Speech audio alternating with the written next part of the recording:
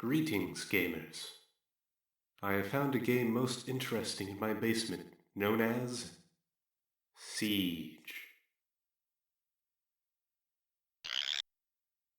It seems to be a 2D physics puzzle game with many levels.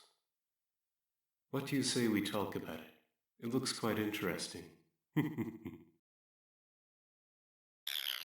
Okay. Siege started as a pretty simple idea. I wanted to make a game where you could build contraptions and vehicles to complete objectives and battle other machines in various levels. I realized this is pretty similar to Siege Warfare, which is where the game got its name.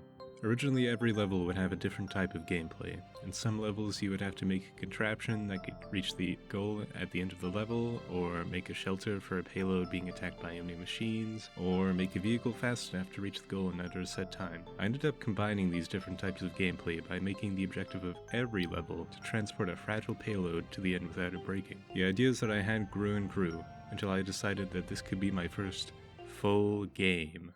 I did have to cut back on the scope of the game quite a bit for my own sake, however. I originally planned to include materials like crossbows and cannons that could break down walls, on-rails moving objects in some levels, anti-gravity materials to build with, levels with saw blades that can destroy wooden materials, flowing water tiles that allow wood to float, ropes that can connect materials, and a 3-star completion system. When you finish a level, you would get 1 star for completion, 1 for time, and 1 for low material usage. I wanted there to still be some replay value in the game, so I made sure that every single level has more than one solution. I also felt like a sandbox mode was necessary for a game like this, and I can't say I wasn't inspired by Gary's mod for the inclusion of the sandbox mode in the thruster material.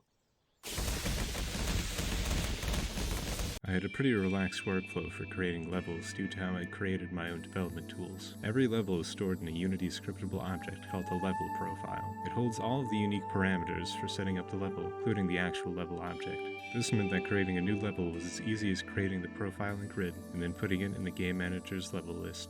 And although the actual act of creating the files and setting up the level was easy enough, actually coming up with new level ideas was always a challenge. I noticed I was often inspired by the music I listened to while working on levels, so I decided to seek out more inspiration from other songs, which is why so many level names reference song titles. And speaking of level titles, almost all of them are hints on how to complete the level. I bet you didn't notice that.